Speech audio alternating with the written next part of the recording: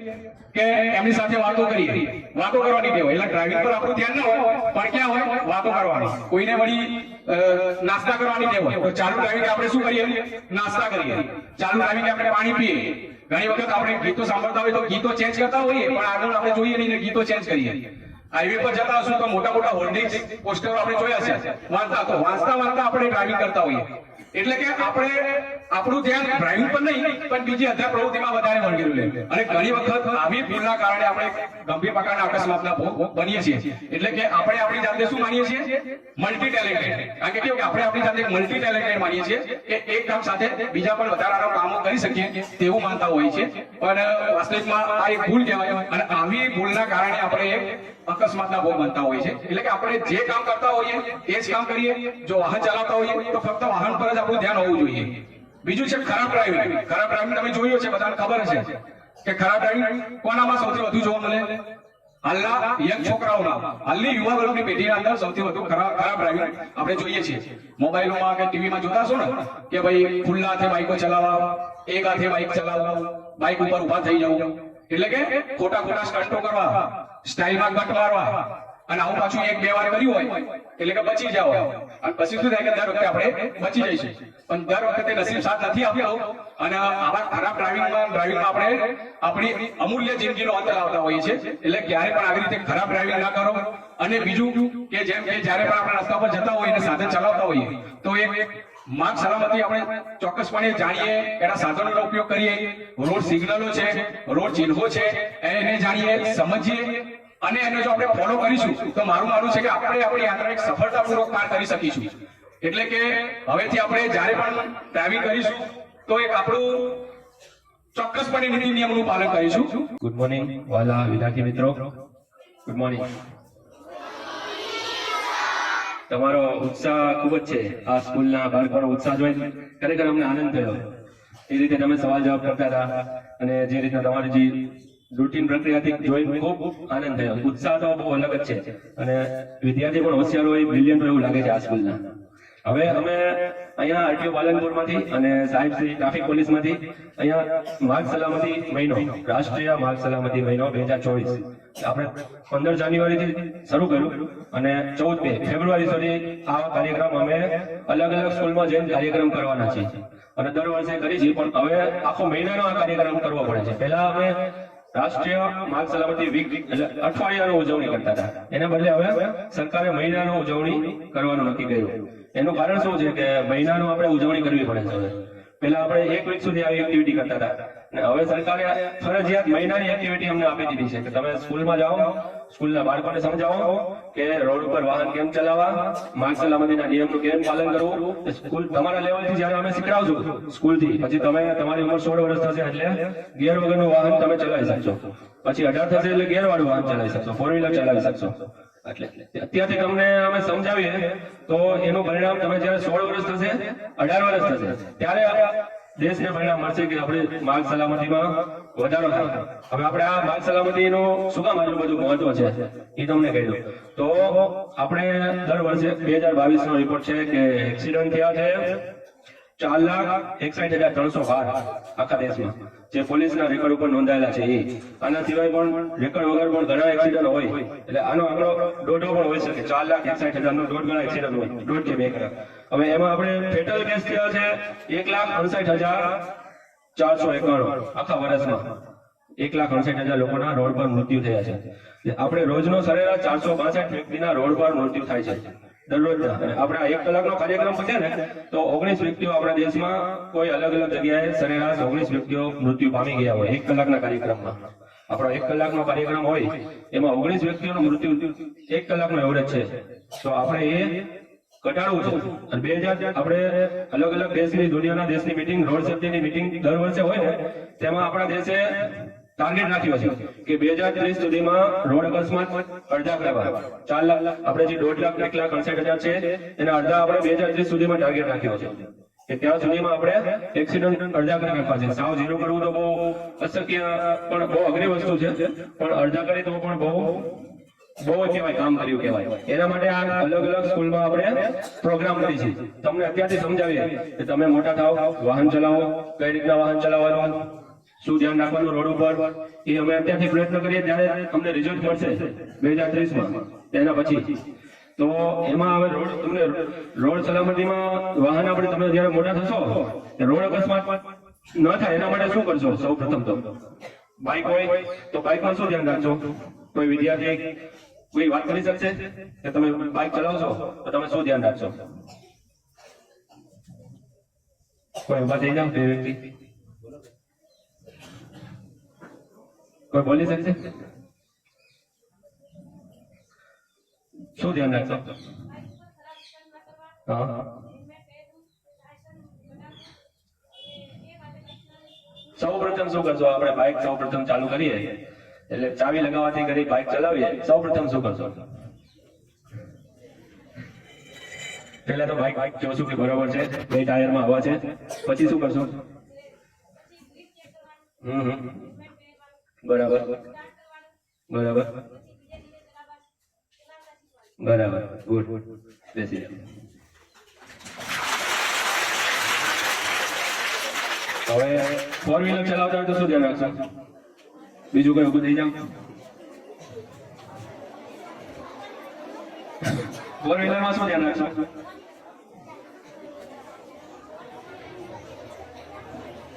Four વ્હીલરમાં ઉભા થઈ જાવ. શું ધ્યાન રાખશું 4 વ્હીલર માટે? ચાલુ કરીએ ત્યાં શું ધ્યાન રાખશું? સૌ પ્રથમ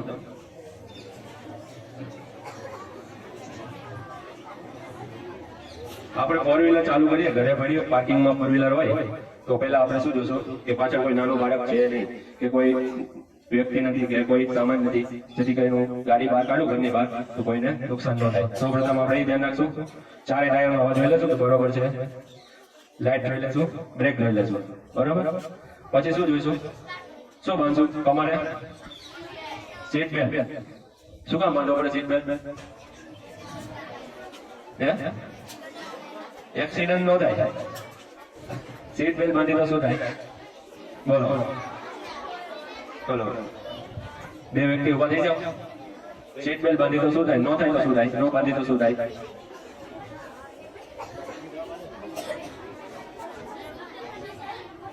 કઈ રીતના?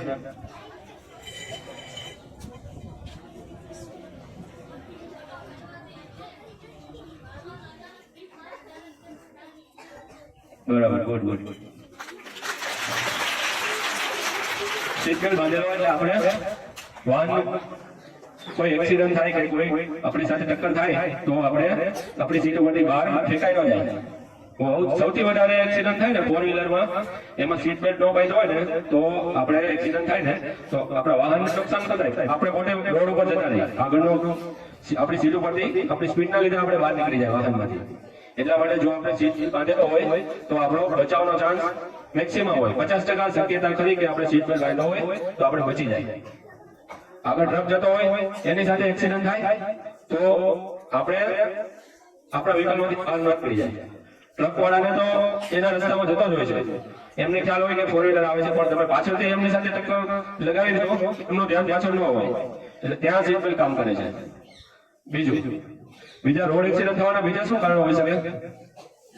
મોબાઈલનો ઉપયોગ કરો. ચાલુ વાહને મોબાઈલનો ઉપયોગ કરાય?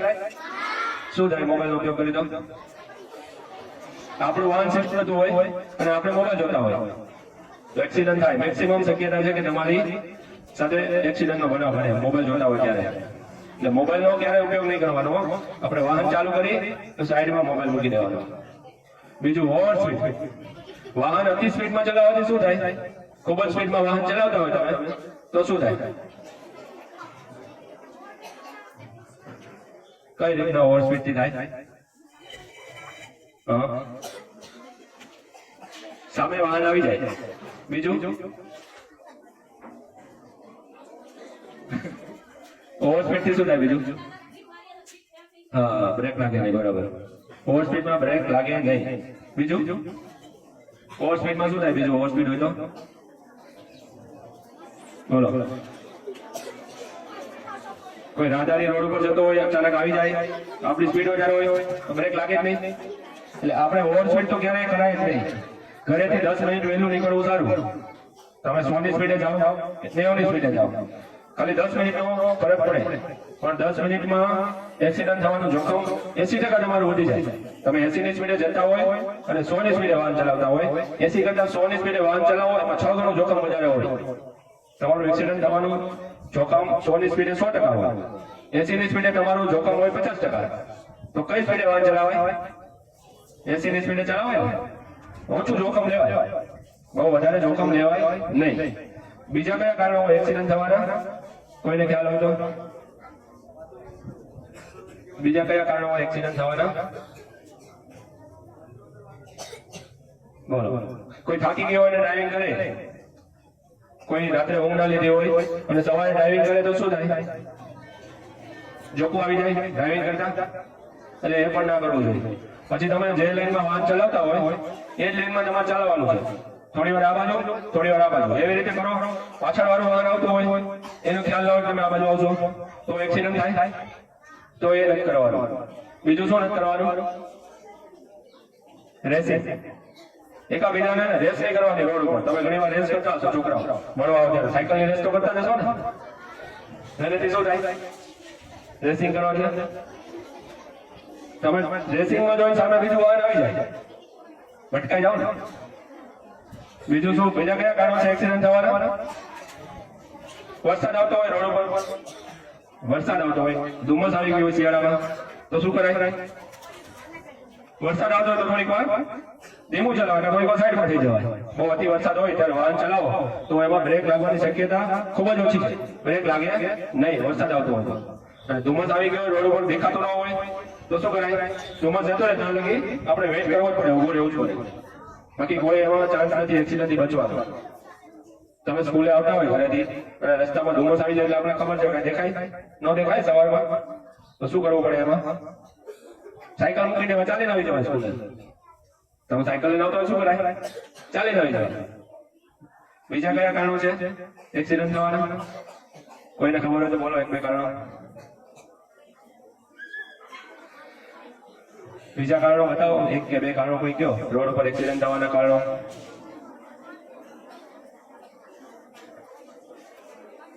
ખબર હોય તો બોલો, એક કારણ બોલો.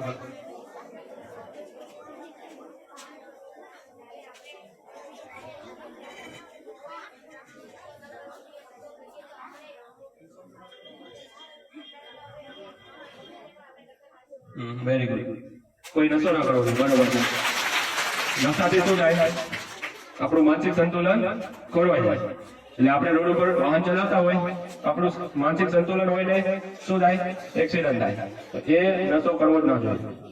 બીજું કોઈ કારણ કોઈ પાસે હોય તો બતાવો. બરાબર.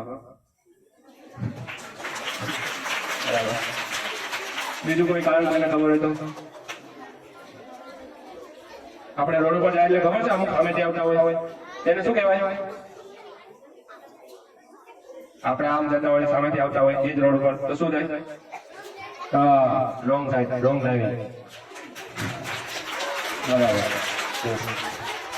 બીજું કોઈ કારણ? બોલો. બીજું કોઈ કારણ?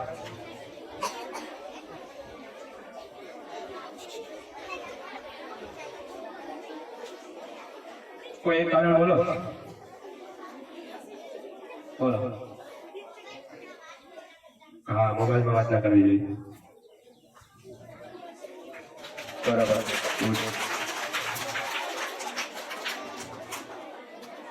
બીજું આગળનું વાહનથી થોડું ડિસ્ટન્સ રાખવાનું. આગળનું વાહન જતું હોય આપણે એકદમ નજીક નહીં ચાલવાનું, થોડુંક દૂર રહેવાનું એનાથી. અચાનક બ્રેક મારે તો શું થાય? પાછળ એક્સિડન્ટ થઈ જાય. એ પણ ધ્યાન રાખવાનું. શહેરમાં ખૂબ જ ટ્રાફિક હોય ત્યાં ખૂબ જ જરૂરી છે. પછી રસ્તો કઈ જગ્યાએ ક્રોસ કરવાનો? આપણે સ્કૂલે આવીએ, હાઈવે આડો આવતો હોય નેશનલ હાઈવે કે, તો આપણે કઈ જગ્યાએથી રસ્તો ક્રોસ કરાય? બોલો. ઝેબ્રા ક્રોસિંગ, રાહદારી ક્રોસિંગ, ત્યાં આપણે રસ્તો ક્રોસ કરવા માટે આપ્યું છે. બંને તરફ જોવાનું. વાહન આવતા હોય તો થોડી વાર સાઈડમાં ઉભું રહી જવાનું. બીજું તમે રોડ ઉપર ચાલો તો કઈ બાજુ ચલાય? સ્કૂલેથી ઘરે જતા હોય તો કઈ બાજુ ચલાય? ડાબી બાજુ કે જમણી બાજુ રસ્તાની? કઈ બાજુ? ખોટું. ચાલવા વાળાને જમણી બાજુ, વાહનને ડાબી બાજુ. તમે જમણી બાજુ ચાલતા હોય, સામેનું વાહન તમને દેખાય. ડાબી બાજુ ચાલતા હોય, સામેનું વાહન તમને, પાછળથી આવતું વાહન તમને દેખાય નહીં. રાહદારી માટે જમણી બાજુ ચાલવાનું છે, વાહનને ડાબી બાજુ ચાલવાનું છે. યાદ રાખજો. કઈ બાજુ ચાલવાનું રાહદારીને? આપણે ઘરે જાય તો કઈ બાજુ ચાલવાનું? હા, જમણી બાજુ ચાલવાનું. કારણ કે સામેથી આવતું વાહન આપણે દેખાય અને આપણે સાઈડમાં જતા રહે. કોઈ ઓવર સ્પીડમાં આવતું હોય કે કોઈનું ધ્યાન ન હોય, મોબાઈલમાં જોતો કોઈ આવતું હોય, ડ્રાઇવિંગ કરતું હોય, કોઈ બાઇક તમે જોતા હશો, એક બાજુ મોબાઈલ ચાલુ હશે, એક હાથે બાઇક ચલાવતા હશે, તો આપણું ધ્યાન હોય તો આપણે રસ્તાની નીચે ઉતરી જવાનું. રસ્તા ઉપર આપણે નહીં રહેવાનું. એને આપી દેવાનો રસ્તો કે તું ચલાવ ગાડી, તમે હેઠા આવી જાય. બરોબર? ઘણા એવા હોય કે તમારે નીચે ઉતરી જવું પડે. એ તો આવવાનો જ છે સામે, એટલે એને કેવું પડે કે ભાઈ તમે જાઓ, આમાં થોડીક વાર ઉભા રહી જાય છે. બાકી એક્સિડન્ટ થાય તો પછી એ પણ ભાગી જાય, ઉભો નથી રહેતો પાછો. તમને ખબર હશે, એટલો મજબૂત હોય, હવેથી આવતો હોય પણ ઉભો નહીં રહે. એને પછી શોધવો પડે, પછી જેલમાં લઈ જવો પડે એને. એટલે આપણે નીચે ઉતરી જવાનું. હેલ્મેટ, મોટરસાયકલમાં હેલ્મેટ ખૂબ જ જરૂરી છે. તમારા વાલીને, ફાધરને હેલ્મેટ પહેર્યા વગર ઘરેથી નીકળે તો તમારે કહેવાનું. શું કહેવાનું? કે હેલ્મેટ પહેર્યા વગર નીકળશું તો એક્સિડન્ટ થાય તો સરમાં વાગે. ક્યાં વાગે? માથામાં. તો તમારે એક્સિડન્ટ થાય તો મૃત્યુ થવાનો ચાન્સ 80% હોય. માથામાં વાગે 80% શક્યતા તમારી મૃત્યુ થવાની છે. હેલ્મેટથી એનો બચાવ થાય. મોટરસાયકલમાં ખાસ જરૂરી છે હેલ્મેટ. એટલે તમારા ફાધરને ઘરે જાઓ તો કહેજો કે આરટીઓ માંથી આવ્યા હતા, પોલીસમાંથી આવ્યા હતા, હેલ્મેટ પહેરવાનું કીધું છે, તમે હેલ્મેટ વગર જાશો તો માથામાં વાગી જાય. તમે ચાવી લઈ લેજો મોટરસાયકલની. બરાબર? ચાવી ત્યારે આપવાની, હેલ્મેટ આવે ને ત્યારે ચાવી આપવાની. ઓકે,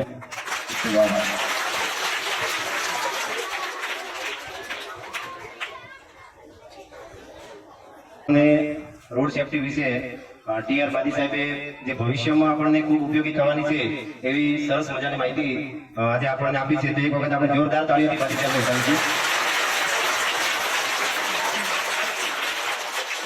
હવે આપણે વચ્ચે જિલ્લા ટ્રાફિકમાંથી બે મહેમાનો પધારેલ છે, તો એમનું શાળા પરિવાર વતી સ્વાગત સન્માન કરવાનું થાય છે. તો સૌપ્રથમ ચંદ્રકાંતભાઈ જિલ્લા ટ્રાફિકમાંથી હેડ કોન્સ્ટેબલ સાહેબ શ્રી આપણી વચ્ચે ઉપસ્થિત છે. તો એમનું સન્માન માટે શાળા સ્ટાફમાંથી જગદીશભાઈ સાહેબ અને રાજુભાઈ સાહેબ આવી અને ચંદ્રકાંતભાઈ સાહેબને શાલ ઉડાડી અને એમનું સન્માન કરશે.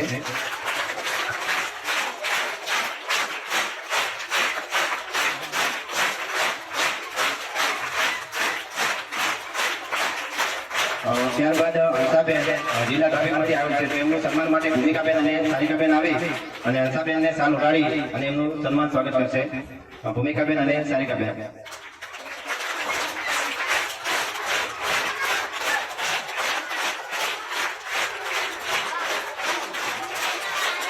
આપણે બેન